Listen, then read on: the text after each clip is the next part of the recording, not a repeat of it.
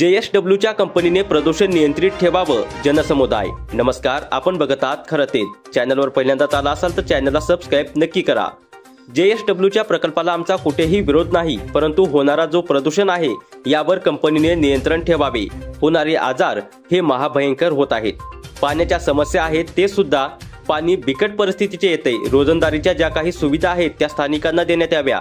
रोजगारासाठी स्थानिक मुलामुलींना भरती करण्यात यावी। नदी नाल्यांचे शेतीचे जे नुकसान होत आहे त्याकडे कंपनीने लक्ष द्यावं। शेती भातीमध्ये होणारा प्रदूषण कमी करण्यात यावं। मच्छीमार व्यवसायाला चांगल्या पद्धतीने कंपनीने मदत करावी।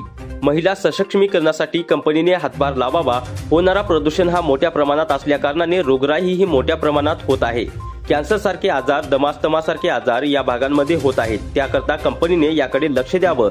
आमचा या प्रकल्पाला विरोध नाही, परंतु होणारा प्रदूषण आहे ते नियंत्रणेमध्येच ठेवावे। अशाच नवनवीन घडामोडी पाहण्यासाठी आता चॅनलला सबस्क्राइब नक्की करा। एवढा वास येत होता, त्याच्यामुळे अस्थमा, कॅन्सर याचे एवढे प्रमाण वाढलेले आहे। त्याच्यानंतर तुम्हाला सांगतो की 2024चा मृत्यू दर जर बघितला, साधारण महिन्याला 4 लोक प्रत्येक गावात वाढतात।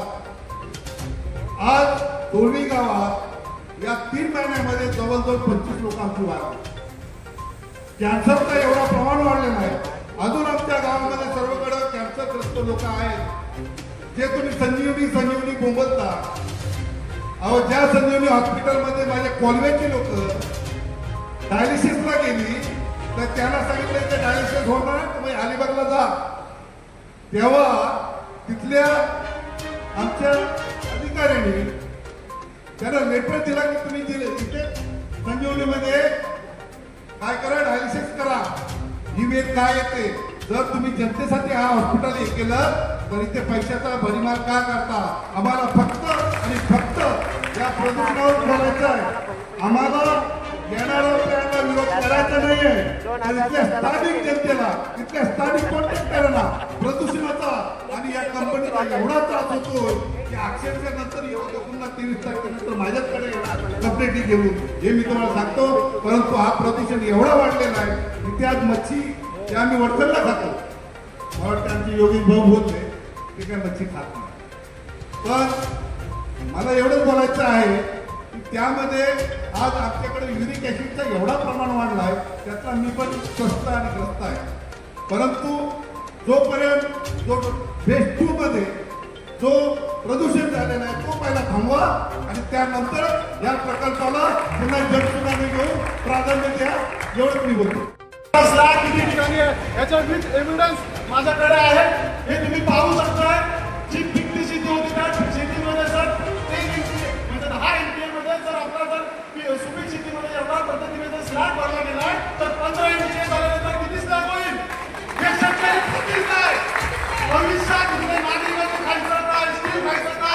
हा एक सवाल आहे। कंपनीच्या माध्यमातून आदरणीय साहेबांनी जेव्हा सुरुवातीला सांगितलं आहे की कंपनीचं महत्वाचं काम केलं ते म्हणजे पाईपलाईनचं, पाटण साईडचं डोंबिवलीपर्यंतच्या वर्गापर्यंत पाईपलाईनचं काम केलंय। त्या पाईपलाईनला कंपनीने सांगितलं होतं आम्ही तुम्हाला सेंट्रलाइज फिल्ट्रेशनद्वारे मोफत फिल्टर पाणी देऊ। अजूनही आमच्या एका विभागातील नागरिक हे शुद्ध पाण्यापासून वंचित आहेत साहेब। कित्येक जणांना काविळीचा त्रास, इतर रोग आजार हे पाण्यामुळे होतात। मग एवढी मोठी कंपनी बाकी कामं सीएसआरची चांगली कामं करतोय, मग आम्ही पाठपुरावा करून किंवा माझ्याकडे या फाईलमध्ये माननीय SDO प्रांत अधिकारी साहेबांनी देखील आदेश दिले होते की या गावांना आदेश दिले होते, त्या गावांना मोफत पाणी, शुद्ध पाणी, फिल्टर पाणी पुरवठा करा। अजून का नाही केलंय कंपनीने?